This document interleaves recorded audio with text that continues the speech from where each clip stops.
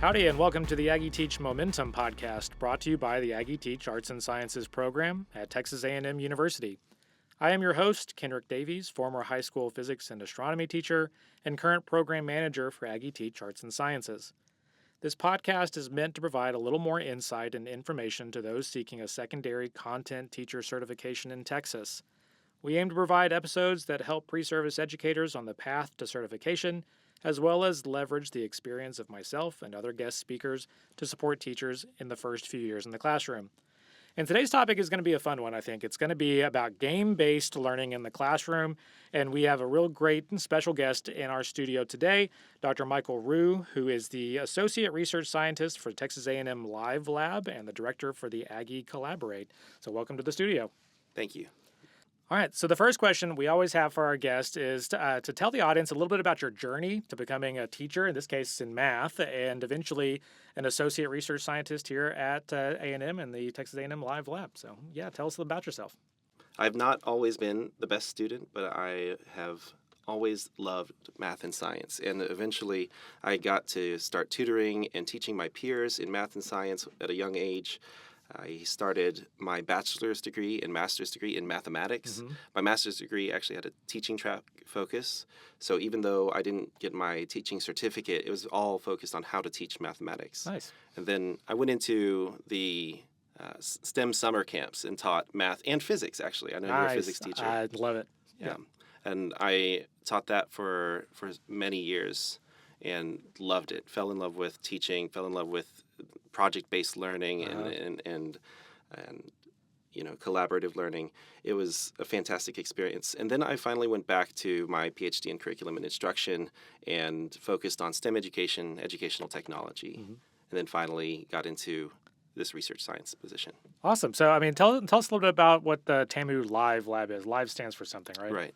Right. Yeah, that's the Learning Interactive Visualization Experience Lab. So we focus entirely on game-based learning or learning in general in digital environments.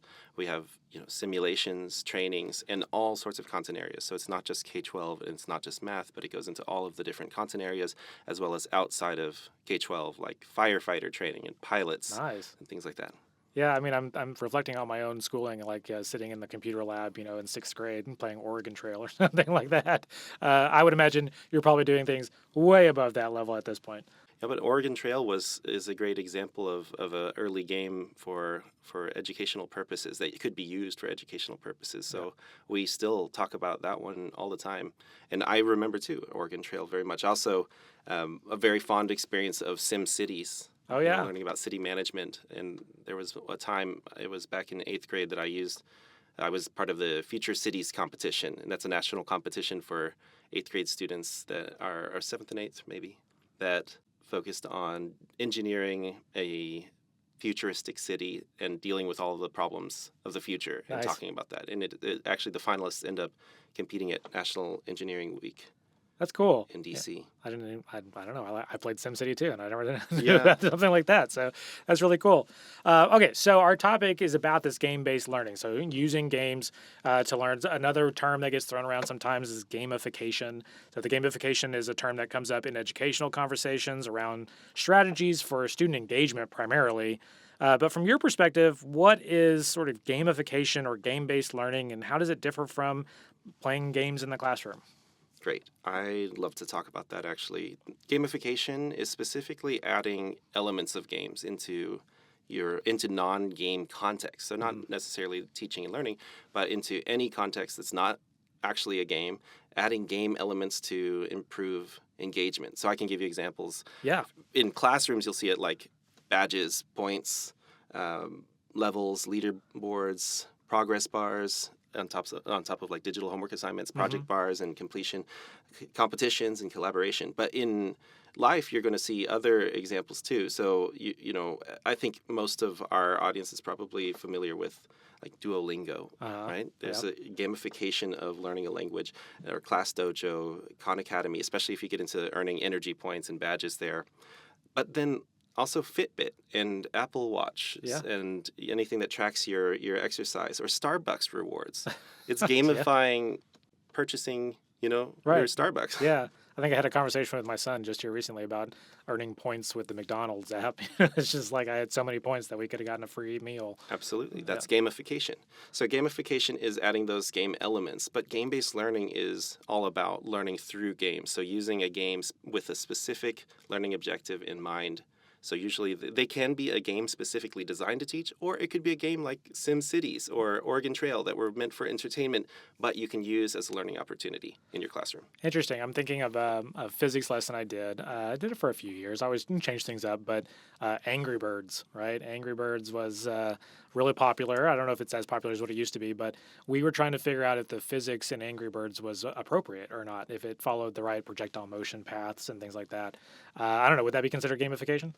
Game-based learning. It would be game-based learning. Yeah, of course. Absolutely. Yeah. And I love that example. And when I was with the STEM summer camps, we taught trajectories and kinematics using, it was actually trebuchets and catapults. Nice. And we brought up a group of students from Texas A&M. So these were actually high school students, actually. And the teachers were staff, faculty, students at Texas A&M. And we brought them to England. And we went to castles, and they built catapults, miniature catapults and trebuchets, and learned about trajectories and things. So I feel like that's something that's not as accessible to everybody. No. That's a little expensive of an opportunity, but what you can do is talk about physics trajectories that are in the existing games. Yeah.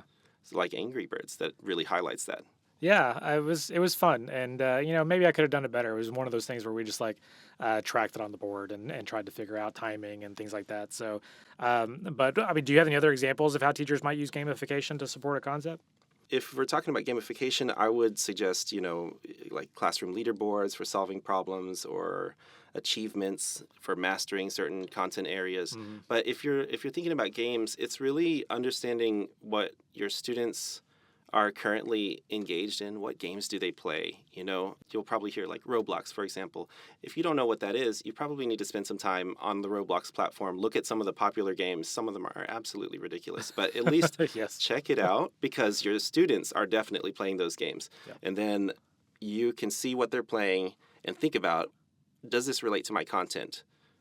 There are probably also forums where teachers can talk about this, but My son plays Roblox, and so I'm certainly in there. But we are always looking for connection to the students' lives, right? I mean, we say real world connections. We talk about connections to industry, connections to future jobs, but connecting with students on their level and what their interests are and engaging them there is also important in the classroom, right? So I think, this is certainly a way to do that by adding in some gamification or game-based learning. It even helps out the adults. I would say that in one of the last places that I taught, the teachers had their own sort of badge leaderboard system that our digital learning specialist and librarian created. It was one of those things like try something new in the classroom and get this badge for this many points, and you get swag at the end of the grading period. So I mean, it helped teachers grow as well, actually, to include some of this gamification content. yeah, that's fantastic. That would be, instead of gamifying the learning process, that's gamifying teaching. Right. Yeah. Excellent. I And love that. it really did cause some people to try new things, and it got them out of their comfort zones in the classroom. So as a teacher, it was really a cool thing that was provided for us. But speaking of teachers, teachers are already trying to do so much in and around the classroom. So why should they consider incorporating game-based learning or gamification into their teaching practices when they're already doing so much? I think the biggest reason is because it addresses one of the biggest problems that teachers are facing, which is student engagement and motivation. Mm-hmm.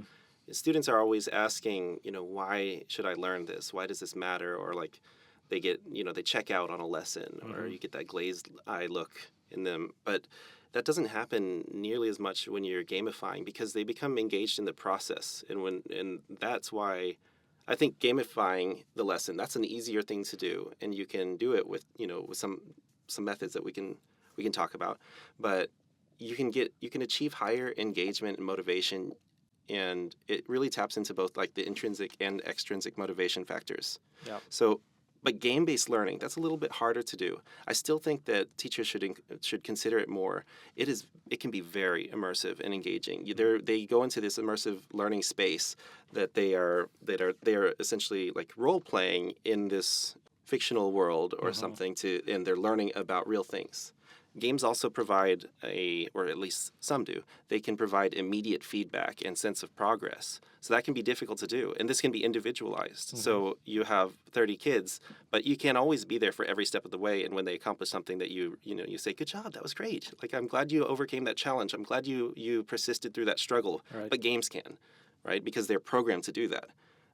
Another great thing about games that I would recommend looking into is that they allow for critical failures to become learning opportunities. Oh, yeah, that's a good one. We noticed that kids learn so much during critical failure moments, but in real life, critical failures are hard to have and recover from. Right. And I'll talk about a non-education game like Pokemon. Yeah. When a kid fights a battle in Pokemon and they lose, they basically, that's a critical failure. They go back to a checkpoint or something, and then they are thinking, what did I do wrong? Like, how can I improve? They start thinking about the combinations of the elements and which elements beat which ones, and they can overcome those challenges because they get to try again, even though it was a critical failure. Oh, yeah. I remember games in which, maybe I wasn't ready to tackle that mission yet. And so I had to go do some side quests to learn more things, grab more loot, get more stats, and then go do the hard stuff. So, yeah, I can see that as being sort of an important roadmap for a student. Like, okay, I'm not ready for this yet, but I have this other pathway I can do to gain skills. Yeah, I'm thinking of escape rooms, right? Those are really big. And there was a couple of companies that came up and did sort of these escape room kits that you could do in the classroom, build a game, learn content or review content in the same way. But it, like you said, kind of tapped into that extrinsic motivation where, okay, the student is not really acting like a student anymore. They're acting like, whatever the game is asking them to act like, and they're trying to solve a puzzle to open a box that may have a piece of candy in it or something.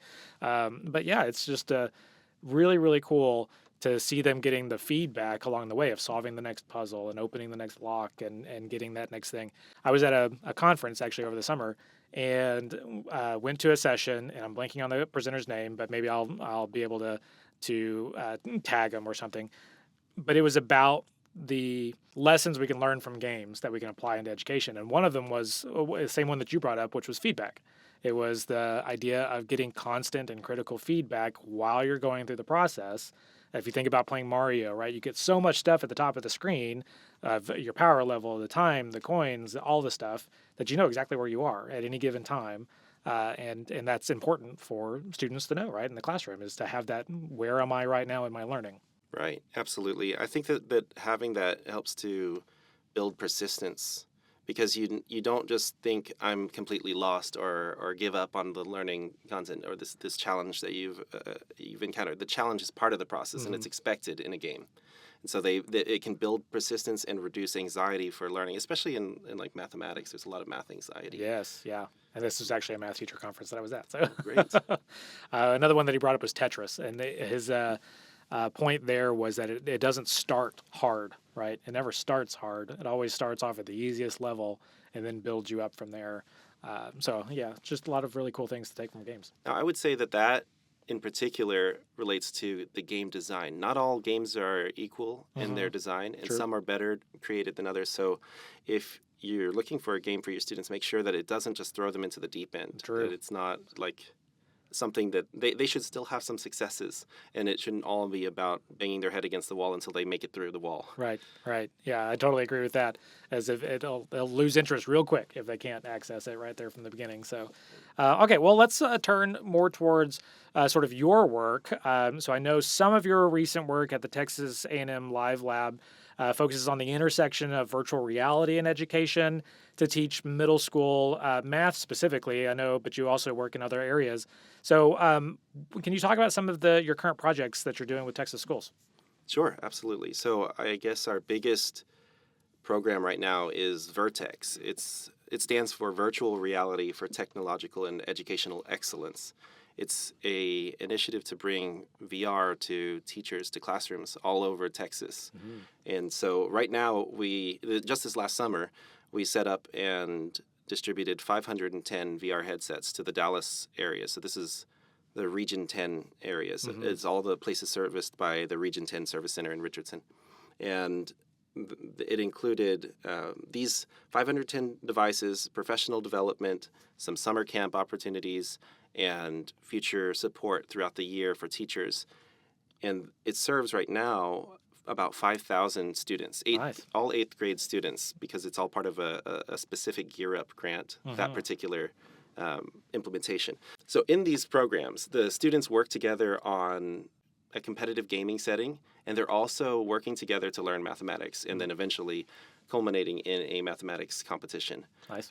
That was the plan over the summer, just mathematics and games. But we've recently expanded into science and coding as well. So we have a lot of math, science, coding, and games, and at least the curriculum is all aligned with TEKS standards. Nice. Yeah, that's a major plus. So what unique opportunities does a medium like virtual reality offer for teaching content like math or science or whatever it is that a traditional classroom setting just doesn't really have? So I would say that just like game-based learning, at least with a computer screen in front of you, for example, VR offers immersive and engaging learning spaces, but it's even more so because you are immersed 360 and the sound as if you're in the moment there. But it also can offer unique opportunities for embodied learning. And what I mean is basically taking these abstract concepts and bringing them into a physical, it's a virtual, but it's physical space around them. Right. So suddenly these math concepts that are so difficult to understand, whether that's understanding slope as rise over run and physically seeing or moving things as going up and then over and there, now I have slope. Or in calculus, we have differentiation and rotation of objects around axes. Right. And those are very hard to visualize, but we can have visualizations of them more accessible in VR that they can walk up to and they can move around and they can even go inside of and understand the shape. Outside of math, you have things like in science, you could take a human eye, for example, and blow it up really large, and you can actually essentially like explore the different parts of the eye from the outside and from the inside. Imagine the most amazing museum experience, but you can just have it at home or in your classroom. Yeah, that sounds really, really cool. As you're talking, I'm thinking about physics, right, or astronomy, but physics, right, is the study of motion. So you really can't teach it with static images on a textbook page. We're doing better with videos and simulations, but I would imagine VR is just even that much more above it because now a student is immersed and being able to manipulate things and see it with their own eyes in this sort of, like you said, 360 around environment. Yeah. I'm a huge proponent of the more, and I say traditional, but game-based and gamification opportunities that are outside of VR. Like I know about like the PhET simulations, for example. They're fantastic. They are. I think they're really helpful, and there's a lot of them, and there's a lot of teacher resources. But we're starting to see more and more groups that are doing VR curriculum and producing teacher kits to help you get started that are incredible because they are not just immersing the students in seeing the physics come to life, but we're also seeing the students role-playing as an engineer. They are an engineer in a factory that has to solve a specific problem. That's pretty cool. Or they're driving a snowplow through the mountains of Colorado, and they have to plan out their routes. And all of these things make the learning come to life so much more than just a simulation of let's see how it works in motion. It's like you are actually pretending to be the expert. And now you have to learn and apply your knowledge in unique ways that will solve this problem for you. Yeah, and so we I guess as teachers, we tried to do that through sort of problem-based or project-based learning, right? Where we would set up a scenario and say, you're acting as, X, Y, and Z, accomplishing this goal. But in this VR environment, like they literally get to pretend in a much more authentic way, I guess, to try to satisfy those requirements. And I think that some students can do very well with that role play outside of digital settings, but some students don't, and that's where VR can really immerse them into that unique identity that they're assuming for a role play situation. Yeah, that's really cool. Okay, so for teachers listening who are excited by this and don't have access to VR technology, what avenues could a teacher take to obtain this sort of technology for their classroom? Maybe I'll start with the easiest thing to do would be to reach out to us, I suppose. Yeah. Hey. We have opportunities that you can bring your VR headsets to your classroom. Some of them are free or very low cost. So definitely reach out to us. Well, I'm sure we can provide links for that. Yes, yeah, I'll make sure that there's a link provided to your project specifically, or whatever they can request. But other opportunities would really be through talking with your coordinators or administrators, looking for district pilots, or even applying for grants, which I know that adds a lot of extra things. So one thing that can help a lot with that when you're searching for funding to support something really great that you want to bring to your students is partnering with universities, like Texas A&M Live Lab or other groups that can help you to apply for funding and bring these technologies to your classroom. The other thing I'd also mention here is that a lot of hardware is becoming a lot more affordable. So like Meta, for example, just released their MetaQuest 3S, and the 3S is a light version of the MetaQuest 3. And I think the price tag is between $200 and $300. It's not that accessible, but at least if you wanted to get a few for the class, it's a lot cheaper than it used to be. Right. But that being said, we have over 1,000 headsets at the Live Lab that as part of our fleet that we are committed to serving teachers across Texas. So if you have a need, reach out to us and we can help you get headsets for your classroom. That's pretty awesome, and it's a great sort of service to the educational community in Texas. To play off a little bit about the grant writing, I will say that we have a previous episode that is all about grant writing, specifically around the education foundations that your district may be connected to. So we had some representatives from the local education foundations in Bryan College Station to talk about what they look for in grants and things like that. So if you're interested, go check out that other episode, and it may give you some tips and tricks about grant writing. So what if a teacher doesn't have the availability to get this higher technology? Do you have any sort of low tech or even no tech ways to incorporate these gamification principles? I know we've talked about some examples. I'm wondering if you have any other sort of ideas around how they can do this in a low tech way. Maybe class tokens and badges or sticker charts. Those would be kind of low tech. You accomplish something, you get stickers. We're tallying those up. If you want to put a little more time and effort, or have time and effort, which is limited, I know, for teachers, but you could try setting up sort of like quests and storylines associated with your content, that they're accomplishing these mini quests that are leading to this larger quest, and then they overcome some big challenge. Or you could do competitions like Kahoot or Jeopardy. Yep. There's a lot of apps online that you can find. You can plug in almost any content into it and then gamify that. And it can be very engaging for students. Yeah. I was thinking about something that I was actually not going to bring it up because it wasn't necessarily about the learning, but it was something fun that I used to do in my physics classroom. And it was not my idea. If you go and Google this, you can find, I'm sure, the people who originated the idea, but it was called Inertia Club.